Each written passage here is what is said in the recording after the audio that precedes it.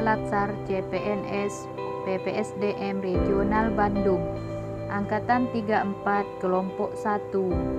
Perkenalkan, saya Susila Sari, SPDI, rekan saya Eli Fitriani, SPD, dan M. Firdaus, SE.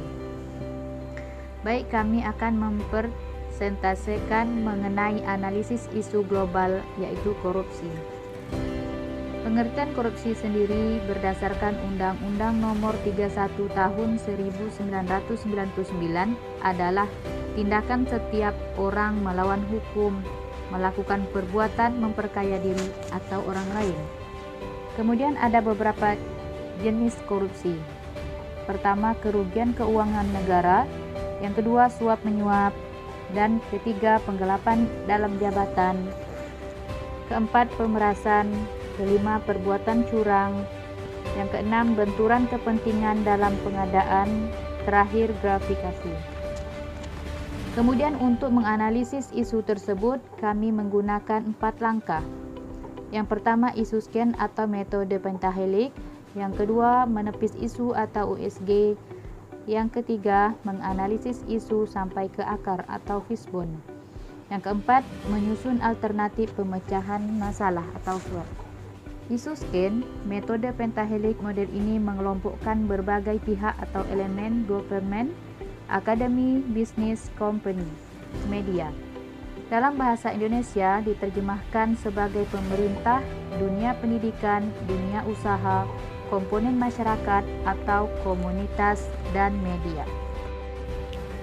Langkah analisis isu yang kedua yaitu metode USG atau urgensi, seriousness, dan growth.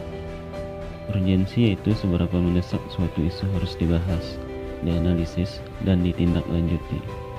Seriousness yaitu seberapa serius suatu isu harus dibahas dan dikaitkan dengan akibat yang akan ditimbulkan. Growth yaitu seberapa besar kemungkinan memburuknya isu tersebut jika tidak segera ditangani. Kriteria USG dari mulai sangat USG atau tidak sangat USG, yaitu dinilai dari 1 sampai dengan 5. Kemudian menganalisis isu sampai ke akar atau diagram fishbone.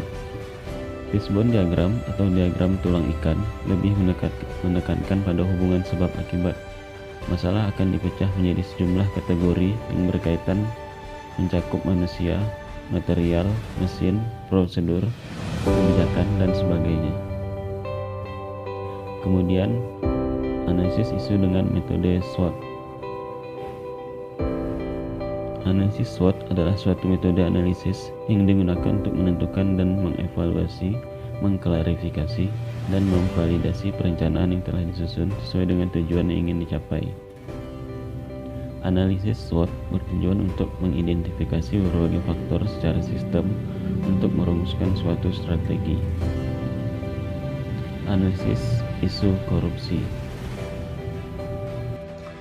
Yang pertama adalah isu scan atau metode pentahelik. Ada terdapat 5 isu scan, yaitu government atau pemerintah, business atau pelaku usaha, akademik atau pendidikan, community masyarakat, media atau sarana. Untuk contoh dari setiap isu bisa kita lihat pada tabel. Sebagai salah satu contoh isu, yaitu Bupati Bandung Barat AA Umbara Sutisna dan anaknya Andri sebagai tersangka kasus suap terkait pengadaan barang tanggap darurat bencana COVID-19. Kemudian yang kedua, menapis isu dengan metode USG. Poin yang dinilai adalah urgensi, seriousness, growth, dan total. Untuk poin isu yang pertama ada 15, poin isu yang kedua ada 13, kemudian poin isu atau masalah yang ketiga ada 11, sementara poin isu keempat ada 8, sedangkan poin isu kelima ada 9. Untuk nilai pada setiap isu yang ada dapat kita lihat pada tabel. Selanjutnya, menganalisis isu sampai ke akar dengan menggunakan diagram Fishbone. Ada beberapa hal yang menyebabkan seseorang melakukan tindakan korupsi.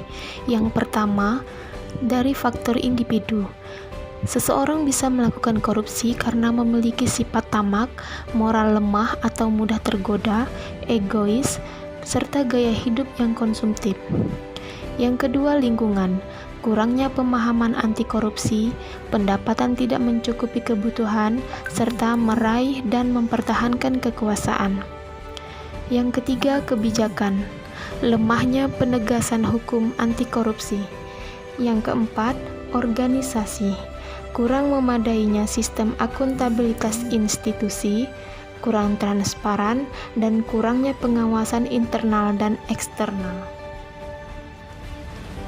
Kemudian yang terakhir, menyusun alternatif pemecahan isu atau masalah.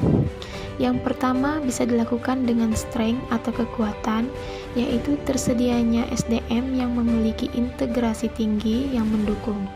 Banyaknya lembaga atau badan yang dibentuk untuk mengurangi korupsi.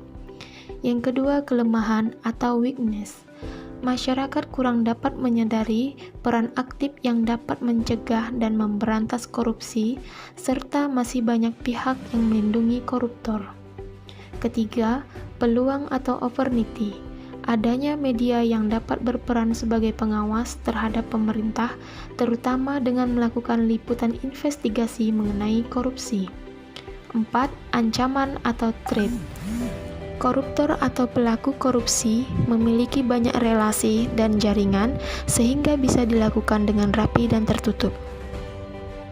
Berdasarkan tabel rekomendasi alternatif penyelesaian isu terkait korupsi yang kami peroleh dari metode USG, kami menyimpulkan bahwa korupsi saat ini telah menjadi budaya pada masyarakat Indonesia. Faktor ekonomi, sifat tamak pada manusia, dan adanya kesempatan adalah alasan kuat yang membuat korupsi itu dapat terjadi. Dengan meningkatkan sumber daya manusia, meningkatkan sistem akuntabilitas dapat membuat kesempatan melakukan korupsi itu hilang. Akan tetapi, semua usaha tersebut akan sia-sia jika setiap individu tidak membekali dirinya dengan sikap integritas. Salah satu cara meningkatkan integritas tersebut adalah membekali setiap individu dengan pemahaman spiritual.